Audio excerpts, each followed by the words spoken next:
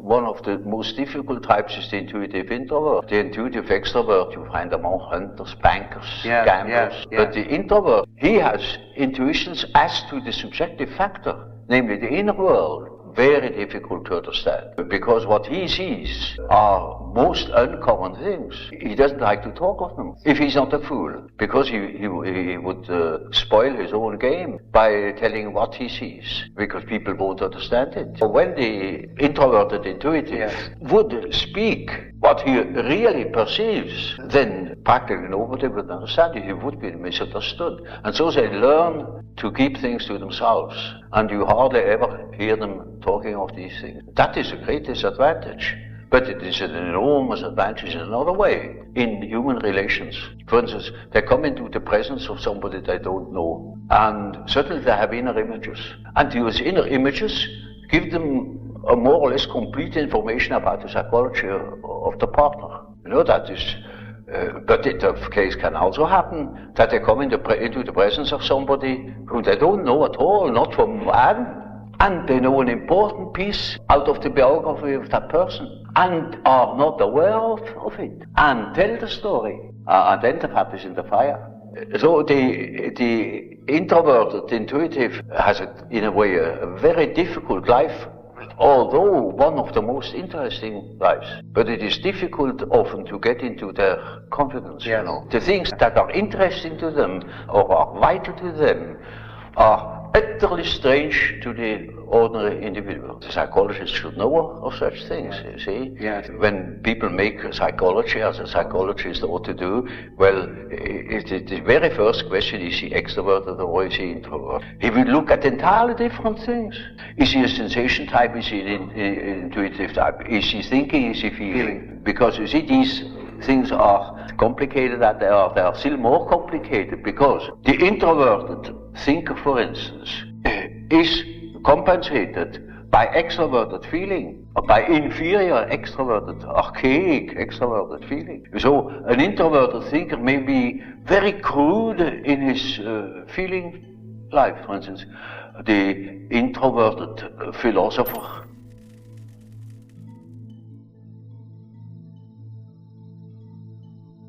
Welcome, dear lover of wisdom, to another video from Irevelato, where we unveil the wisdom of humanity's greatest luminaries. If you've ever felt misunderstood for having a rich inner world of complex images and ideas, then today's exploration of Carl Jung's work on the introverted intuitive type is essential viewing. Jung's incisive analysis in this excerpt will shine a light on the unique gifts and challenges of those who perceive the contents of the unconscious with almost the same clarity that others perceive the external world. He reveals the astonishing creative potential of this psychological type, while also cautioning about the difficulties they face in relating their inner visions to outer reality. Whether you recognize yourself in Jung's description or simply wish to better understand this fascinating dimension of the human psyche, I invite you to watch with an open and curious mind. As Jung himself wrote, "Who looks outside dreams, who looks inside awakes." Before diving in, I want to take a moment to acknowledge how much I value you. Irevelato exists to enrich minds like yours, and your support is what makes this noble endeavor possible. If you enjoy our content, please consider liking this video, sharing it with others who appreciate deep ideas, and leaving a comment with your thoughts. Subscribing to the channel and activating the notifications ensures you'll never miss one of our uploads. For the ultimate Irevelato experience, I humbly suggest checking out our Patreon. Patrons enjoy an ad-free experience, exclusive live Q&As, and even get to vote on future video topics, all while helping to finance our mission of spreading wisdom far and wide. You'll find a link in the description with more details on the tiers and benefits. I'm truly grateful that by watching these videos you allow me to do what I love, explore ideas and share them with others. Remember, you are always welcome in the Irevelato community. And now, without further ado, I present to you Carl Jung on the introverted intuitive type. Make yourself comfortable, and let's allow this visionary thinker to illuminate us.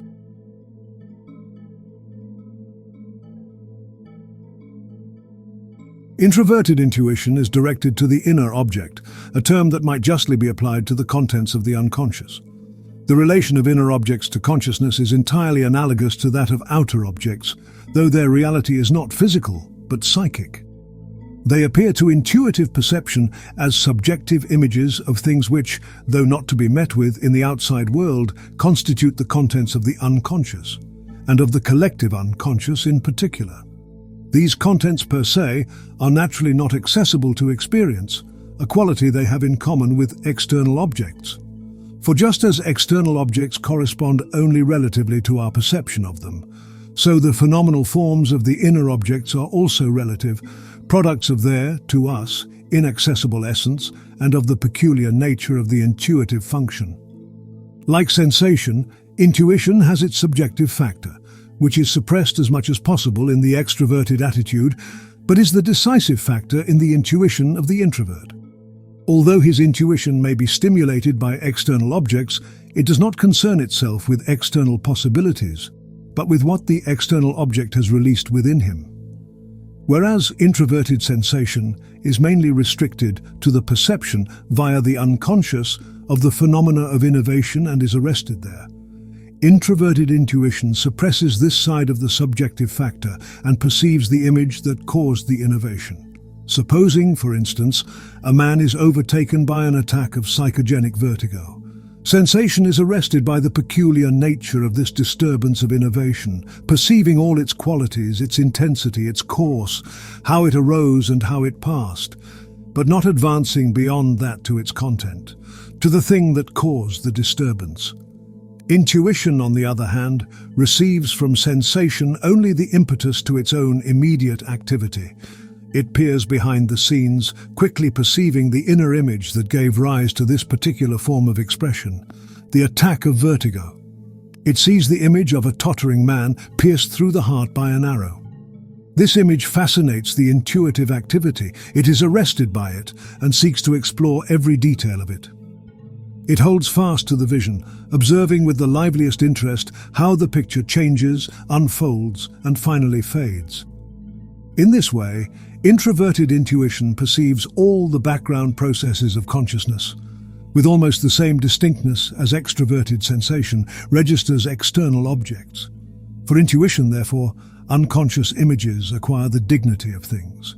But because intuition excludes the cooperation of sensation, it obtains little or no knowledge of the disturbances of innovation or of the physical effects produced by the unconscious images.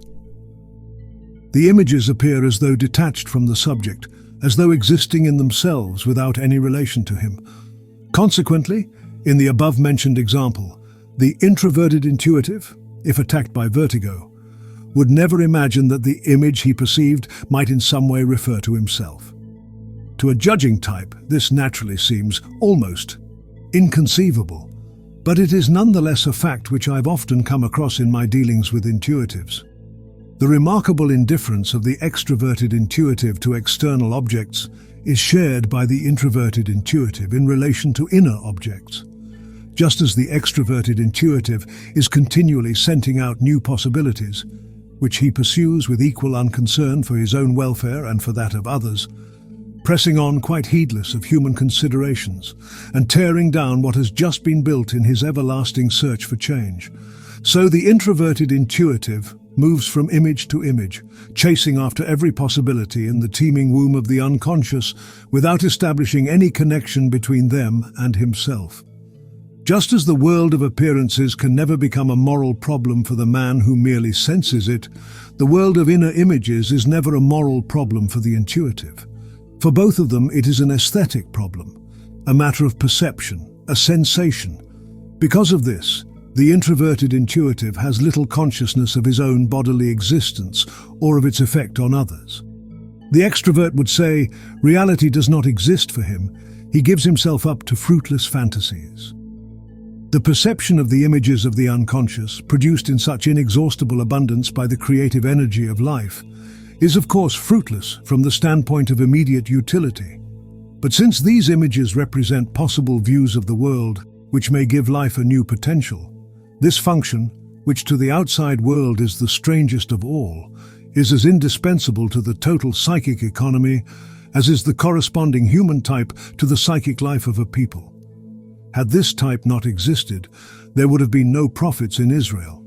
Introverted intuition apprehends the images arising from the a priori inherited foundations of the unconscious.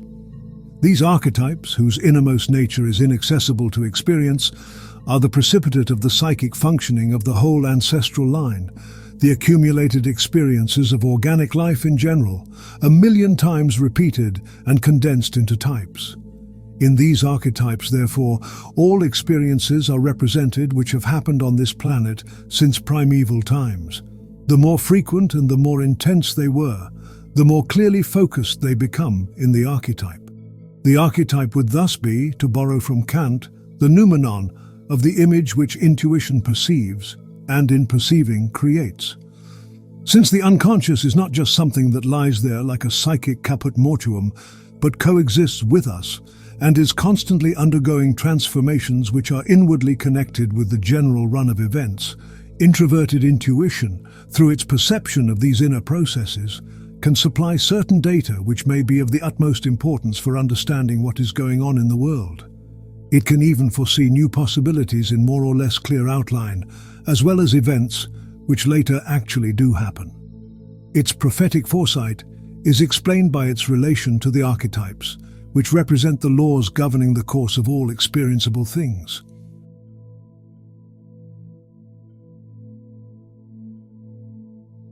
The peculiar nature of introverted intuition, if it gains the ascendancy, produces a peculiar type of man, the mystical dreamer and seer on the one hand, the artist and the crank on the other.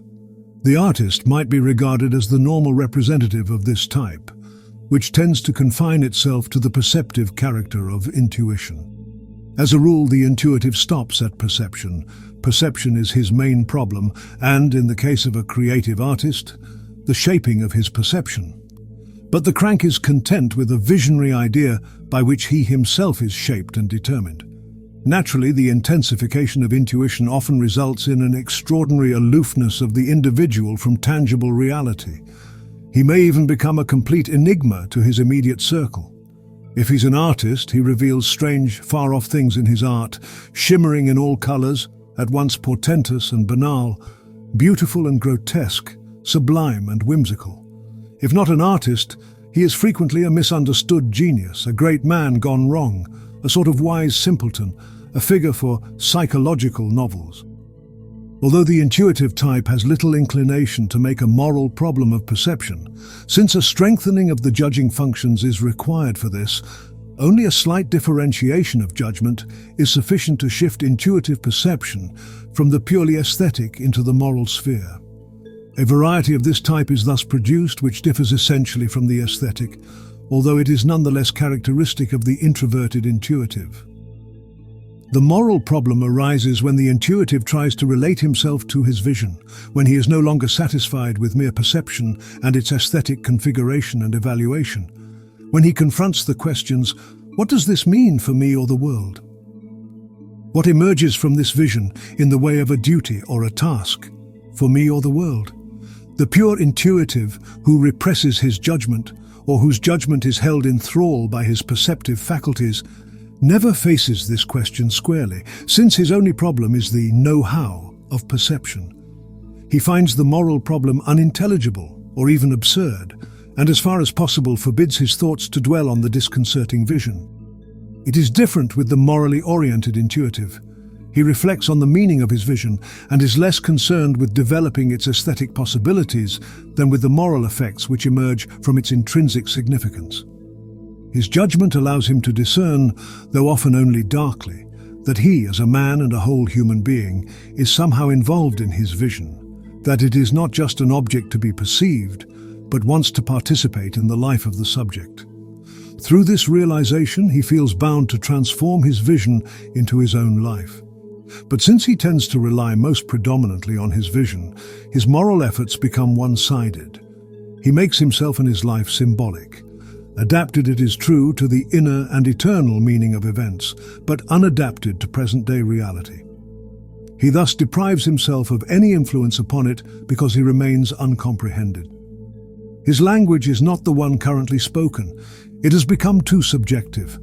His arguments lack the convincing power of reason. He can only profess or proclaim. His is the voice of one crying in the wilderness. What the introverted intuitive represses most of all is the sensation of the object, and this colors his whole unconscious. It gives rise to a compensatory extroverted sensation function of an archaic character. The unconscious personality can best be described as an extroverted sensation type of a rather low and primitive order. Instinctuality and intemperance are the hallmarks of this sensation, combined with an extraordinary dependence on sense impressions. This compensates the rarefied air of the intuitive's conscious attitude, giving it a certain weight so that complete sublimation is prevented. But if, through a forced exaggeration of the conscious attitude, there should be a complete subordination to inner perceptions, the unconscious goes over to the opposition, giving rise to compulsive sensations whose excessive dependence on the object directly contradicts the conscious attitude. The form of neurosis is a compulsion neurosis with hypochondriacal symptoms, hypersensitivity of the sense organs, and compulsive ties to particular persons or objects.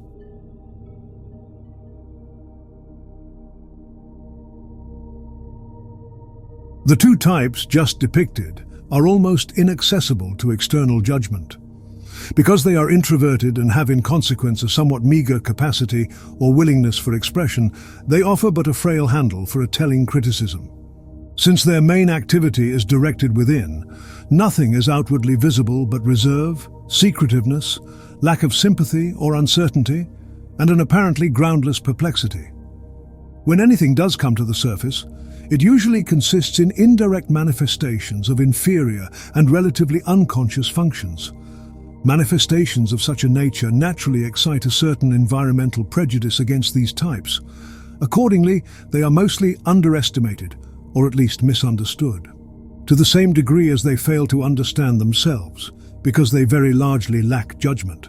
They are also powerless to understand why they are so constantly undervalued by public opinion. They cannot see that their outward-going expression is, as a matter of fact, also of an inferior character. Their vision is enchanted by the abundance of subjective events. What happens there is so captivating and of such inexhaustible attraction that they do not appreciate the fact that their habitual communications to their circle express very little of that real experience in which they themselves are, as it were, caught up. The fragmentary and, as a rule, quite episodic character of their communications make too great a demand upon the understanding and goodwill of their circle. Furthermore, their mode of expression lacks that flowing warmth to the object which alone can have convincing force. On the contrary, these types show very often a brusque, repelling demeanor towards the outer world, although of this they are quite unaware and have not the least intention of showing it. We shall form a fairer judgment of such men and grant them a greater indulgence when we begin to realize how hard it is to translate into intelligible language what is perceived within. Yet this indulgence must not be so liberal as to exempt them altogether from the necessity of such expression. This could be only detrimental for such types. Fate itself prepares for them, perhaps even more than for other men, overwhelming external difficulties, which have a very sobering effect upon the intoxication of the inner vision. But frequently, only an intense personal need can wring from them a human expression. From an extroverted and rationalistic standpoint, such types are indeed the most fruitless of men.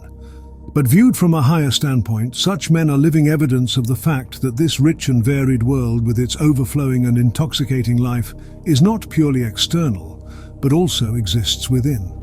These types are admittedly one-sided demonstrations of nature, but they are an educational experience for the man who refuses to be blinded by the intellectual mode of the day. In their own way, men with such an attitude are educators and promoters of culture. Their life teaches more than their words. From their lives, and not the least from what is just their greatest fault, viz., their incommunicability, we may understand one of the greatest errors of our civilization, that is, the superstitious belief in statement and presentation, the immoderate overprizing of instruction by means of word and method. A child certainly allows himself to be impressed by the grand talk of its parents, but is it really imagined that the child is thereby educated? Actually, it is the parents' lives that educate the child, What they add thereto by word and gesture at best serves only to confuse him. The same holds good for the teacher, but we have such a belief in method that if only the method be good, the practice of it seems to hallow the teacher.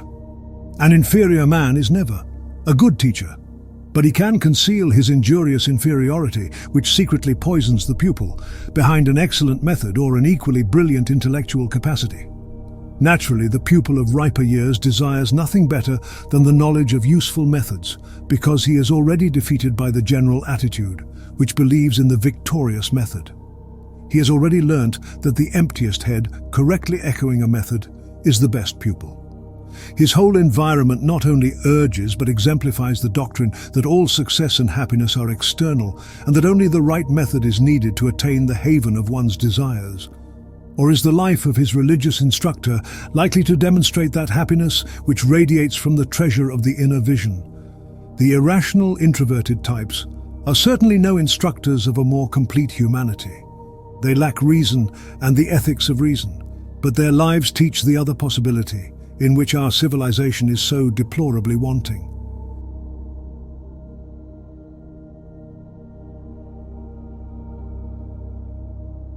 In the foregoing descriptions, I have no desire to give my readers the impression that such pure types occur at all frequently in actual practice.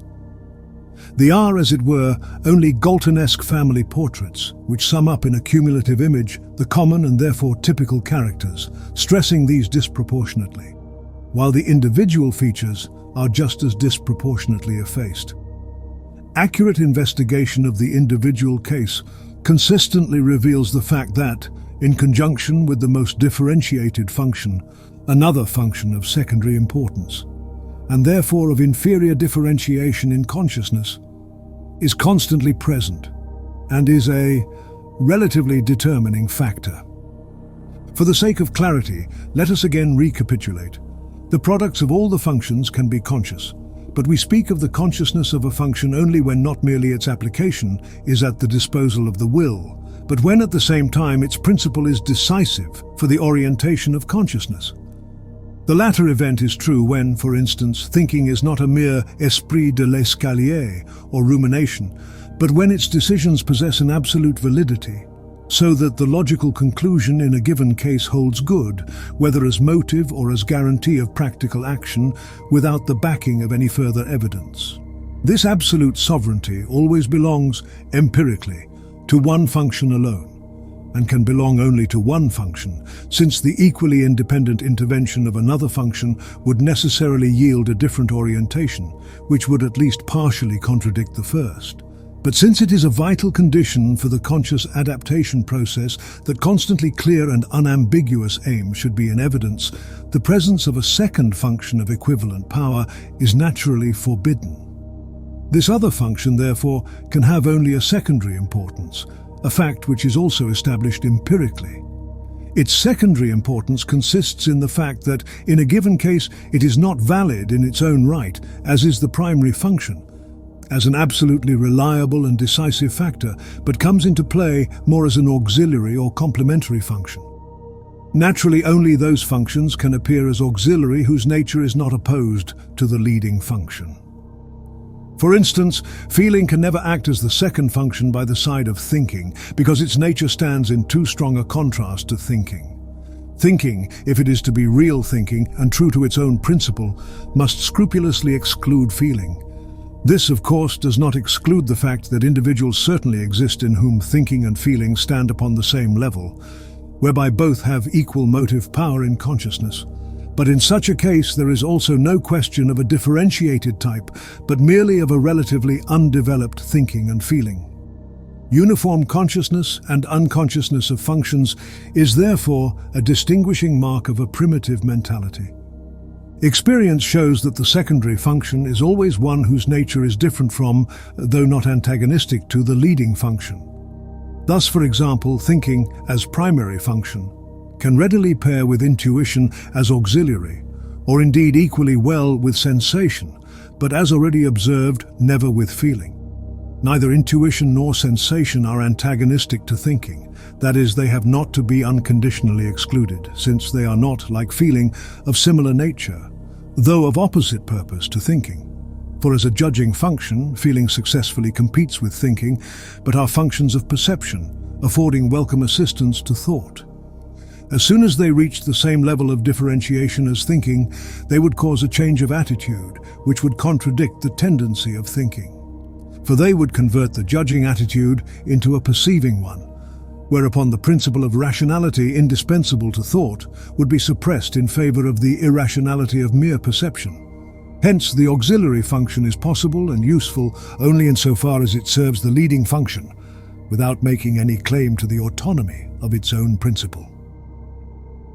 For all the types appearing in practice, the principle holds good that besides the conscious main function, there is also a relatively unconscious auxiliary function which is in every respect different from the nature of the main function.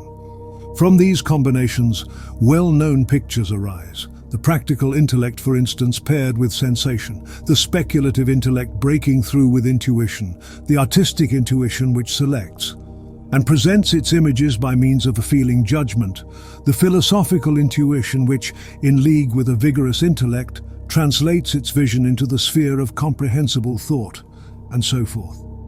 A grouping of the unconscious functions also takes place in accordance with the relationship of the conscious functions. Thus, for instance, an unconscious intuitive feeling attitude may correspond with a conscious practical intellect, whereby the function of feeling suffers a relatively stronger inhibition than intuition. This peculiarity, however, is of interest only for one who is concerned with the practical, psychological treatment of such cases. But for such a man, it is important to know about it.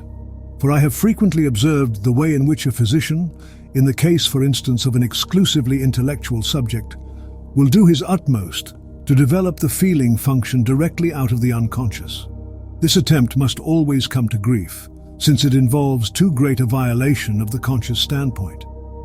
Should such a violation succeed, there ensues a really compulsive dependence of the patient upon the physician, a transference which can be amputated only by brutality, because such a violation robs the patient of a standpoint. His physician becomes his standpoint. But the approach to the unconscious and to the most repressed function is disclosed, as it were, of itself, and with more adequate protection of the conscious standpoint, when the way of development is via the secondary function, thus in the case of a rational type by way of the irrational function. For this lends the conscious standpoint such a range and prospect over what is possible and imminent, that consciousness gains an adequate protection against the destructive effect of the unconscious.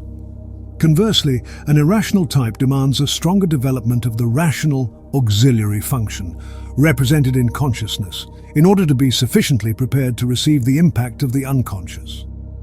The unconscious functions are in an archaic animal state. Their symbolical appearances in dreams and fantasies usually represent the battle or coming encounter of two animals or monsters.